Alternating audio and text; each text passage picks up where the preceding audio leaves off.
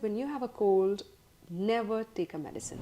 Remember, modern science has no cure for the common cold. Mucus is a breeding ground for the disease. You'd rather let it out than stuff it back in. Hi guys, so very excited to chat with Dr. Dimple here. She's obviously been my doctor. She's advised me on a lot of Ayurvedic practices. I've been her student, been a patient with her, and now, of course, we're now friends for a while, and I'm so excited to be at her place today. It has the most amazing, calming energy, and I know you exude just the same. It's incredible. Thank you so much. I think this is a dream home for me, and it's all about minimalism, to be honest. Yeah. Just keeping things very minimal, very clean, aesthetic at the same time, and lots of nature in the house. Yes, yes, absolutely. We have one more thing in common, which is our love for plants. We're in the midst of season change, Yeah. and I don't know a single person who's not sick. Colds, coughs, which are not seeing the end of light even after 4 weeks, 6 weeks of medication, antibiotics. That congestion is just there. Yeah. Our kids are falling sick more often. We're getting into the pollution season. It's going to get worse. How do we ensure that we can work around these perennial cold coughs? Yeah, talking about cold and cough, even I got a little cold and cough as an allergic reaction. Yeah. And, mine is a different one. It's not seasonal. It's an allergic reaction to some incense sticks that they used in the clinic.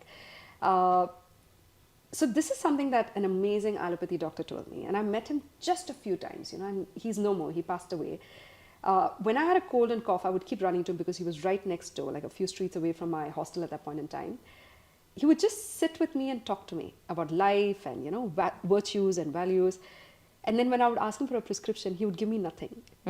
He'd just give me one emergency medicine. And he was an allopath, having practiced for 50 years. He said, when you have a cold, never take a medicine. Because what you're doing is, remember, modern science has no cure for the common cold. Yeah. This is proven. We all know this, that there's no cure for the common cold. What you're essentially doing with that medicine is blocking the mucus and all the virus and bacteria in your system. Mucus is a breeding ground for the disease. Mucus is also a breeding ground for various other diseases in the organs. What it does is, it's like a green muck that just gets settled on the organs and doesn't allow the organ to function to its maximum ability, right? You'd rather let it out than stuff it back in.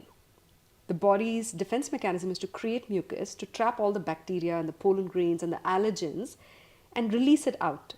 Okay, so that's a carrier. That's not something that you block inside. Simple remedies like, steaming with a few drops of eucalyptus oil, mint leaves, very potent. Adults can do jal neti. Jal neti is basically a neti pot, with salt and water. You use it to flush your sinuses, to get the bacteria out and the mucus out. Something that you yourself do, ajwain, which is carom seeds.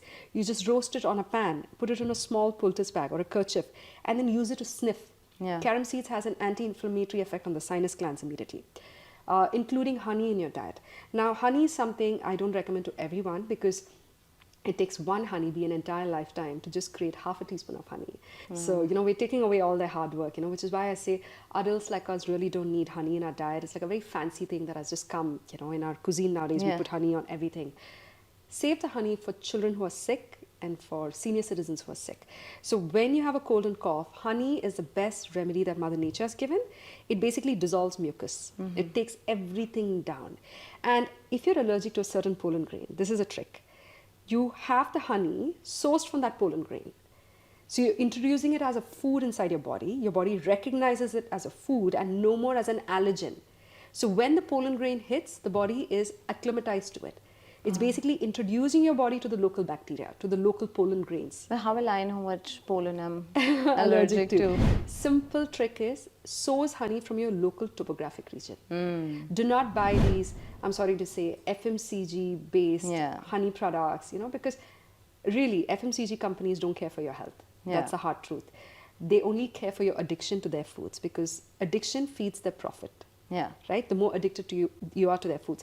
And no FMCG company can make so much honey, to be honest.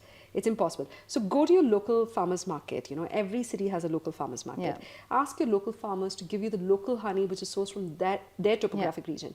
It'll come with minimal packaging, minimal labels, very raw and rustic. And sometimes it even has a honeycomb in it. Yeah. That's the authentic honey. That has all the pollen grains of your topographic region. Interesting. That's a simple way of boosting your immunity against the local bacteria and pollen.